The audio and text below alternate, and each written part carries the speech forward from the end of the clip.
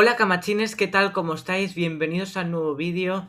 Hoy va a ser un vídeo de historia y hoy os voy a contar la historia surrealista, caótica y trágica de Amadeo de Saboya, el hombre que intentó salvar a España y acabó huyendo en un tren de cercanías diciendo que estábamos todos locos. Vamos a empezar.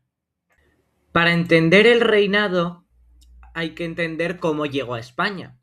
En 1868, la revolución conocida como la Gloriosa derrocó y exilió a la reina Isabel II de Borbón. España estrenó la Constitución de 1869, que definió el país como una monarquía parlamentaria, pero no había rey. El general Juan Prim, el hombre fuerte del gobierno, se dedicó a buscar un candidato idóneo para las Cortes Europeas. Tras varios rechazos y tensiones diplomáticas internacionales, que incluso provocaron el rebote de la guerra franco-prusiana, Prim encontró al candidato ideal, Amadeo de Saboya, duque de Aosta e hijo del rey de Italia, Víctor Manuel II. Amadeo era un hombre joven, culto de ideas liberales y progresistas, perfecto para encarnar una monarquía constitucional moderna. Las Cortes lo eligieron rey el 16 de noviembre de 1870, pero nació con un apoyo preocupantemente bajo, solo 191 votos a favor de los 344 diputados presentes. Su reinado empezó con una muy mala noticia. El 30 de diciembre de 1870, Amadeo desembarcó en Cartagena, ilusionado con su nuevo destino. Sin embargo, al pisar el suelo español, recibió una terrible noticia. El general Prim había sido asesinado en Madrid 3 días antes, en el famoso atentado de la calle Turco. Prim era el único escudo político de Amadeo, su auténtico valedor y el único líder capaz de mantener unida a la frágil coalición de gobierno. Lo primero que tuvo que hacer Amadeo al llegar a la capital fue ir a la iglesia de Atocha a velar el cadáver de su mejor aliado. Entró al país completamente solo en el plano político. Y por si fuera poco, para colmo, al instalarse en su nuevo hogar, la bofetada de realidad fue tremenda. Descubrió que el Palacio Real de Madrid estaba prácticamente desmantelado.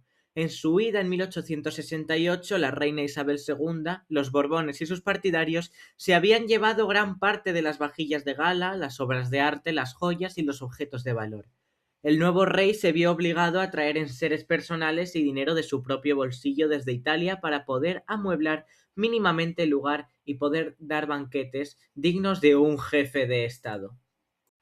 Amadeo se topó con un rechazo social y político absoluto. Prácticamente nadie lo quería y cada sector tenía sus motivos para odiarlo o aislarlo. La aristocracia y los alfonsinos, es decir, la alta sociedad madrileña, fiel a los Borbones, que querían que estuviera en el trono el futuro Alfonso XII, le hizo el vacío de forma humillante. Las damas de la nobleza protestaban usando la mantilla española tradicional y claveles para boicotear las fiestas de la corte italiana. Los carlistas también, que consideraban a Amadeo un usurpador y un rey extranjero e impío, ya que su familia, la Casa de Saboya, había confinado al Papa en el Vaticano durante la unificación italiana. Esto desató la Tercera Guerra Carlista en 1872. También estaban los republicanos, que no querían a ningún rey, por muy democrático o progresista que fuera. La Iglesia católica lo veía con total hostilidad por el citado conflicto del Vaticano en Italia.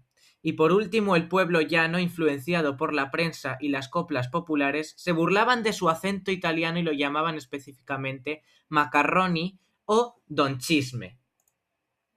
Si Amadeo lo pasó mal, imaginaros su esposa, María Victoria del Pozo. Lo pasó aún peor, vamos. Era una mujer profundamente culta, que hablaba varios idiomas y tenía una vocación filantrópica inmensa.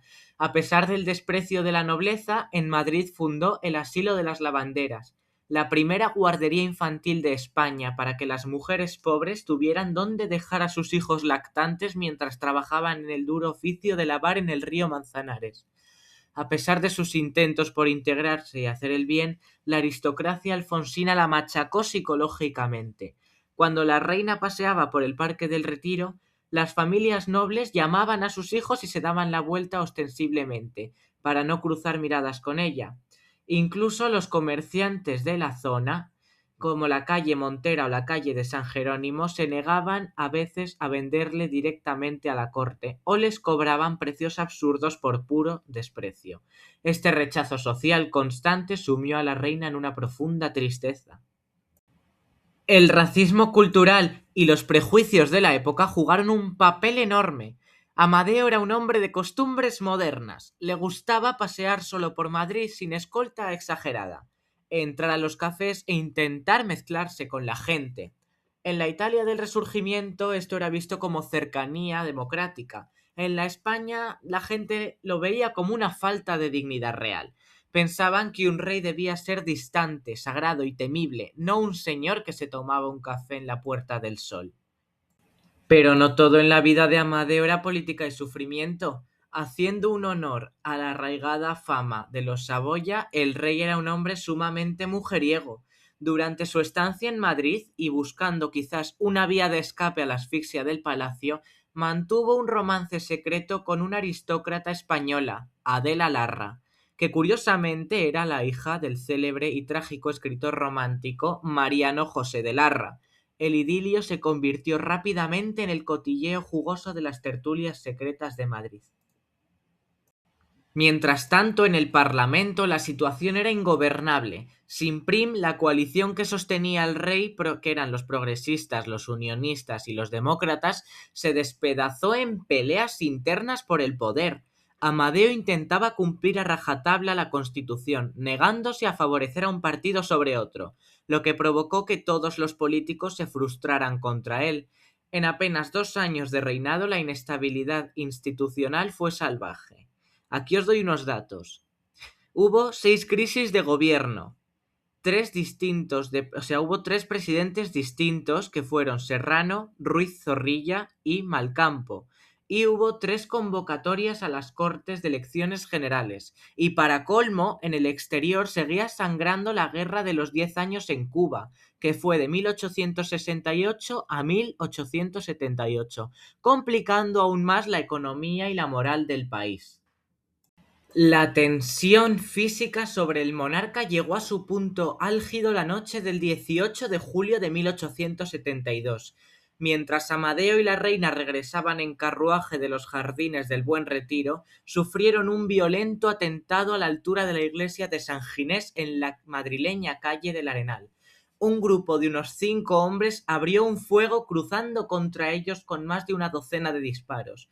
Uno de los caballos del carruaje murió en el acto y un proyecto llegó a atravesar la manga de la chaqueta del rey sin tocarle el brazo. Afortunadamente los reyes salieron ilesos. La reacción de Amadeo fue de una sangre fría brutal. Cuando los guardias redujeron a los atacantes, se bajó del coche, consoló a su esposa, se subió un cigarro y regresó caminando al Palacio Real entre la multitud.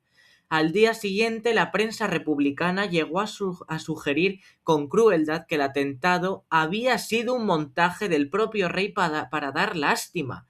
El suceso dejó claro que su vida corría peligro realmente. La historia oficial dice que Amadeo se hartó de golpe en febrero de 1873 por una disputa militar, pero la realidad es que llevaba planeando su renuncia varios meses atrás. Su esposa estaba embarazada de su tercer hijo, Luis Amadeo, que nació en Madrid en enero de 1873, y el rey simplemente esperaba que ella se recuperara del parto para poder viajar. El embajador italiano, fíjate que ya tenía las maletas hechas y los salvoconductos listos desde finales de enero. Pero el detonante institucional definitivo fue el conflicto de los oficiales de artillería. El gobierno radical de Ruiz Zorrilla quiso nombrar al general Baltasar Hidalgo como capitán de las Vascongadas. Los oficiales del cuerpo de artillería consideraron a Hidalgo responsable de un sangriento motín pasado y, en protesta, dimitieron en masa. El gobierno, en lugar de ceder, decidió disolver el cuerpo de oficiales. Amadeo consideró que esta medida destruía las disciplinas del ejército, pero al ser un rey constitucional se vio atrapado en un callejón militar sin salida. Si no firmaba el decreto, violaba la Constitución y si firmaba, traicionaba sus propios principios. Decidió firmar y acto seguido renunciar al trono. El 11 de febrero de 1873, Amadeo I firmó su renuncia al trono. Aquel día leyó ante las Cortes una radiografía perfecta de las dos Españas, que terminarían chocando en el siglo XX, dejando una de las frases más célebres y dolorosas de la historia de España. Y dice así: si fueran los enemigos de fuera los que hollaran mi patria, entonces sería el primero en defenderla. Pero todos los que con la espada, con la pluma, con la palabra agravan los males de la nación, son españoles. Todos invocan el dulce nombre de la patria, y todos buscan su ruina. En ese momento cumbre, los diputados españoles no guardaron la más mínima solemnidad ni cortesía. Despacharon su renuncia con un frío: gracias por los servicios prestados. Mientras Amadeo y su familia todavía envolvían las maletas a toda prisa y en sus habitaciones, las Cortes ya estaban votando la proclamación de la República a contrarreloj. El monarca sintió que lo echaban de mala manera como a un empleado molesto. El ambiente en Madrid era tan tenso que Amadeo temía un linchamiento o un golpe de estado inmediato. Tras entregar el documento, comió rápidamente en el restaurante Café de Fornos, donde las crónicas dicen que pidió una tortilla moscovita y un filete, y fue directo a la estación de Atocha. Al ver que el tren oficial a Portugal se retrasaba por problemas técnicos, compró billetes en un tren regular de pasajeros para no levantar sospechas y huyó del país. Al cruzar la frontera con Portugal se dice que se arrodilló y exclamó: «Por fin fuera de esa jaula de locos». Ese mismo día se proclamó la primera República Española. El tiempo le dio la razón absoluta a Amadeo. El nuevo experimento republicano fue un caos que duró apenas una vez meses. Tuvo 4 presidentes, sufrió una revolución cantonalista, es decir, ciudades que se declararon independientes como Cartagena, una guerra civil carlista y acabó con un golpe de estado militar para traer de vuelta a los Borbones, con Alfonso XII. Eso lo cuento en otro vídeo si queréis, la Primera República Española. Al regresar a Italia, Amadeo recuperó su título de duque de Aosta, pero quedó vacunado de la política de por vida. Nunca quise volver a saber nada de España, dijo. Sin embargo, el daño ya estaba hecho. Su esposa, la reina María Victoria, profundamente deprimida y debilitada por los desplantes y el vacío social que sufrió en Madrid, jamás se recuperó. Falleció solo 3 años después, en 1876, con apenas 29 años de edad. En la corte italiana siempre se culpó en secreto a la maldita aventura española de haberle acortado la vida. Amadeo la sobrevivió unos años y falleció en Turín en 1890, habiendo pasado a la historia como el rey que intentó traer la democracia moderna a España y terminó devorado por ella. Muchísimas gracias, camachines, por ver este vídeo.